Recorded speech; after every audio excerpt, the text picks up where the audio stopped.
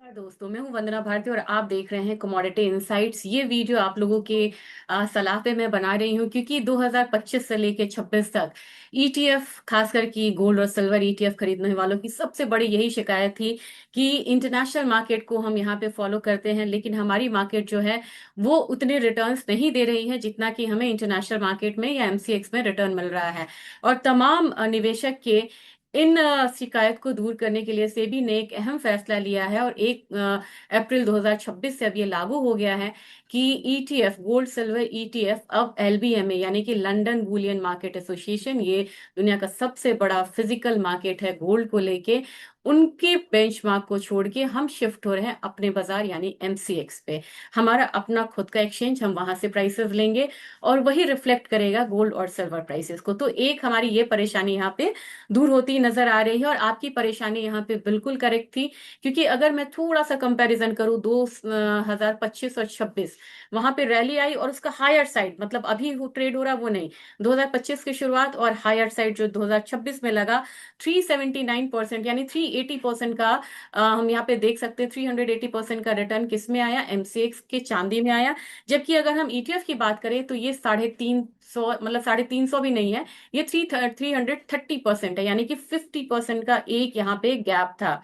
दूसरी चीज मैं यहाँ पे बताऊंगी, गोल्ड में हमारी ज्यादा शिकायत नहीं है। गोल्ड में यहाँ पे 135 का रिटर्न दिया है एमसीएक्स गोल्ड ने, जबकि अगर ईटीएफ गोल्ड की बात की जाए तो वहां पे रिटर्न आपको मिला है 128% का रिटर्न, यानी कि यहाँ पे सिर्फ 7% का एक गैप था। लेकिन बाहर के बाजार में अगर सिल्वर की बात की जाए, वहां पे मैसिव गैप था और ये था 50% का।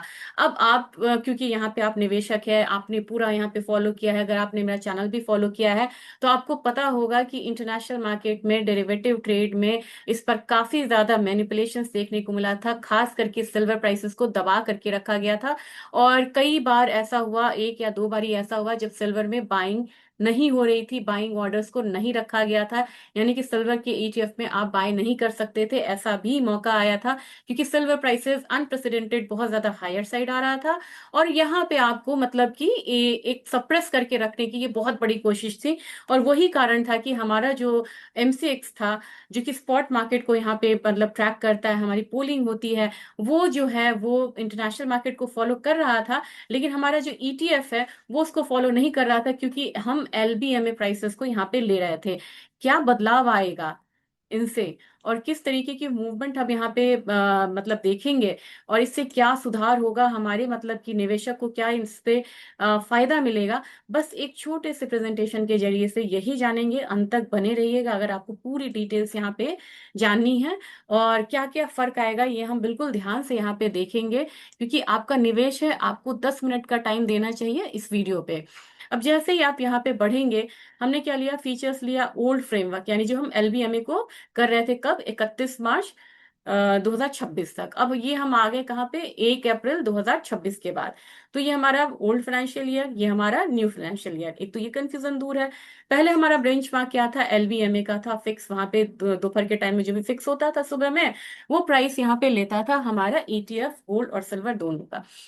अब यहाँ पे क्या होगा, पूल्ड स्पॉट प्राइसेस होंगी, जो रिकॉग्नाइज एक्सचेंजेस होते हैं जैसे एमसीएक्स, ये काफी सारे मतलब कि जो मेजर मतलब स्पॉट मार्केट होता है गोल्ड का सिल्वर का, वहां पे ये पोल करते हैं और उसके एवरेज प्राइस को लेते हैं। यानी कि इसमें आपको क्या होगा, एक चीज तो ये होगी कि पोलिंग होगी और हमारा घरेलू बाजार का प्राइस यहाँ पे रहेगा।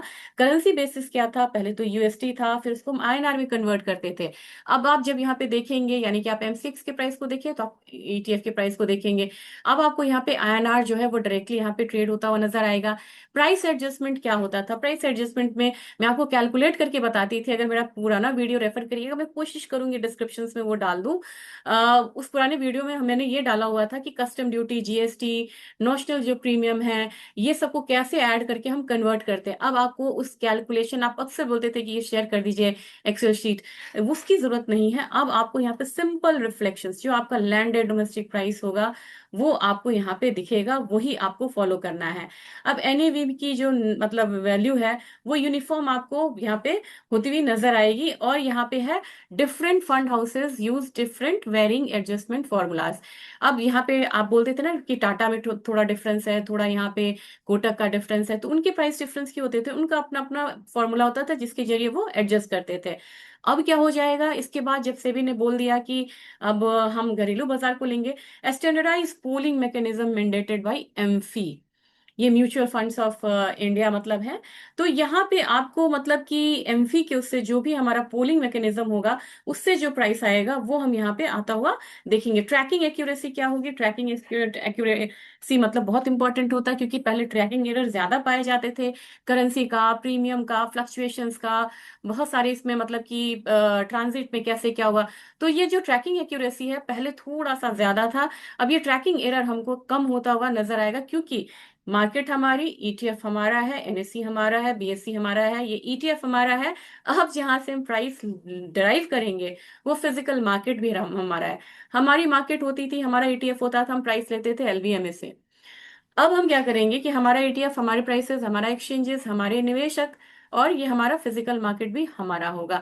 हाँ, ये है कि हम यहाँ पे कॉमिक्स को देख रहे हैं, लेकिन अब आप ये नहीं बोल सकते कि यहाँ पे तुम कॉमिक्स को फॉलो कर रहे हैं। हम जरूर फॉलो कर रहे हैं, लेकिन एमसीएक्स के prices, it is not only about comics. आप कभी देखते हैं कि हमारा प्राइस कॉमिक्स से प्रीमियम पे होता है, डिस्काउंट पे होता है, क्योंकि हमारा लोकल फैक्टर वहां पे काम कर रहा है। तो हम ये बिल्कुल नहीं सोच के चल सकते कि हम बिल्कुल कॉमिक्स के प्राइस को एज इट इज ले रहे हैं। अब यहाँ पे है द रीजन एंड वाई। अब आपको क्या होगा कि वैल्यूएशन की इंटीग्रिटी यहाँ पे आ जाएगी। एलवीएमए में क्या था, two different gold ETF holdings थे, अब वहां पे आप उसको यहाँ पे कैलकुलेट करते थे, ये सब चीज आपको यहाँ पे खत्म हो जाएगी। डोमेस्टिक मतलब उसमें क्या होगा कि हमारा रेगुलेटर यहाँ पे सेबी आ गया, ट्रांसपेरेंसी यहाँ पे अगर सेबी है तो सारी चीजें ऑडिटेड है, ट्रांसपेरेंट है। तो आपको यहाँ पे सेबी रेगुलेटेड मतलब जो एक कहते हैं कि एक हाथ है सेबी का निवेशक पे, वो यहाँ पे आ गया। अब क्या हो रहा था कि पूरे 2025-26 में हम लोगों ने मैनिपुलेशंस देखे, from LBMA to COMEX to China. उन्होंने एक्सपोज भी करा इसे, और चाइना ने तो बिल्कुल पब्लिक प्लेटफॉर्म पे रखा कि हमारे यहाँ ये मतलब कि मैनिपुलेशंस हुए हैं। अब सेबी के तहत ये सब चीजों पे मतलब एक हाथ रहेगा। दूसरी चीज है कि local relevance.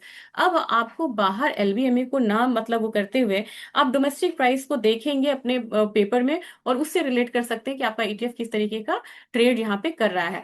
Regulatory alignment, this move align with SEBI mutual funds regulation 2026, creating a unified standard across the country. ये चीज हो गई। अब आपको बेनिफिट्स क्या मिलेगा? इजियर कंपैरिजन मिलेगा आपको सिल्वर और गोल्ड ईटीएफ में। और दूसरी चीज है कि वैल्यूएशन गैप जो होता था ना, जो हमारा प्रीमियम, कभी हमारा सिल्वर प्रीमियम पे होता था, कभी डिस्काउंट पे होता था, वो ईटीएफ में नहीं मतलब दिख पाता था, नहीं रिफ्लेक्ट होता था। अब वो आपको रिफ्लेक्ट होगा।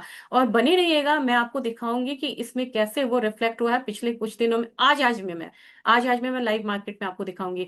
अब ट्रैकिंग एरर आपका यहाँ पे दूर हो चुका है, क्योंकि एनएससी बीएससी जो है वो एमसीएक्स को यहाँ पे फॉलो करेगा, और रियल टाइम आपको एक्यूरेसी यहाँ पे मिलती हुई नजर आएगी। तो ये चीज आपको देखने को मिलेगा। और इम्पैक्ट प्राइसेस पे क्या होगा, आपके जो गोल्ड या सिल्वर होल्डिंग्स है उस पर कोई फर्क नहीं पड़ना है, इसलिए इसलिए आपको घबराना भी या नहीं है। मार्केट इम्पैक्ट क्या होगा, अब यहाँ पे हम अपना लोकल प्राइस जो लेंगे, तो हमारा डोमेस्टिक बुलियन इकोसिस्टम यहाँ पे बहुत स्ट्रांग होगा।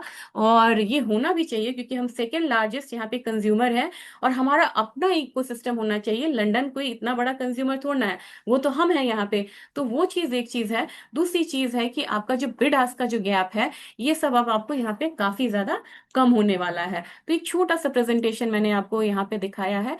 एक चीज मैं आपको दिखाना चाहूंगी कि अगर मैं बताऊं कि आज में अगर क्या मूवमेंट आ रही है, और लोकल फैक्टर और बाहर के फैक्टर को हम देखें, तो आपको पता चलेगा कि ये किस तरीके से हमारे प्राइस को कुशन अप करके चल रहा है।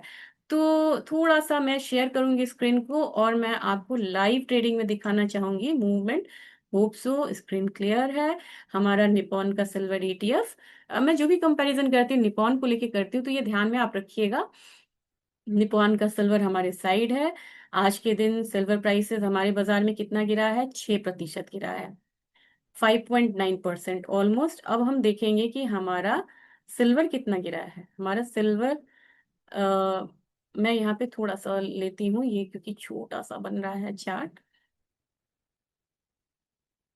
ये मैंने इसको थोड़ा सा एक्सपैंड कर दिया ताकि आपको क्लियर दिखे। हमारा सिल्वर 20 कितना गिरा है यहाँ पे? हमारा सिल्वर 20 गिरा है, करेक्ट होके आ गया। इसने एक छोटा सा यहाँ पे काफी डीप दिया था, ये सिर्फ 1.25% गिरा है। अब आपका जो पोर्टफोलियो है वो यहाँ पे बिल्कुल स्टेबल है। यहाँ के बाजार से आपको मतलब बहुत ज्यादा नहीं है, 6% गिरा है। इसका रिफ्लेक्शन कल आएगा स्पॉट मार्केट में, लेकिन फिर भी स्पॉट मार्केट यहाँ पे ज्यादा नहीं रिएक्शन देता है जिसकी तरह। तो यहाँ पे देखिए कि 5.966% का रिटर्न यहाँ पे डाउन साइड है, और ये आपको दिखा रहा है सिर्फ 1.25% का एक फॉल दिखा रहा है। अब आप बोलेंगे कि ये चीज और क्यों है। मैं एक चीज और बता दूं, क्योंकि हम 3.5 के बाद का रिफ्लेक्शन तो लेते ही नहीं है। तो कल जो मार्केट अप साइड गई थी ना, उसका भी वजह है कि आज जो अपनी सिल्वर बीज है वो कम गिरी हुई है। लेकिन उसके अनुसार भी हमारा जो मार्केट है स्पॉट मार्केट को ज्यादा ट्रेड मतलब ट्रैक करता हुआ नजर आ रहा है। सेम गोल्ड में अगर देखेंगे 3% का यहाँ पे एक डाउन साइड है। और अगर हम गोल्ड और कल का अगर देखेंगे तो गोल्ड ने काफी ज्यादा एक हाई लगाया था। तो दोनों को रिफ्लेक्ट करके ये दिखा रहा है। अब आप गोल्ड बीज में इतना ज्यादा डाउन साइड नहीं देखेंगे। गोल्ड बीज में देखिए ये ज्यादा डाउनसाइड नहीं है आज के दिन में। अगर 3% वहां है, तो यहाँ पे ये 2% के करीब आपका एक फॉल है। तो अब मार्केट जो है ना, वो इंटरनेशनल मार्केट जब थी तो ज्यादा अलाइन नहीं थी, लेकिन अब आपको आपका जो रिटर्न है वो दिखेगा।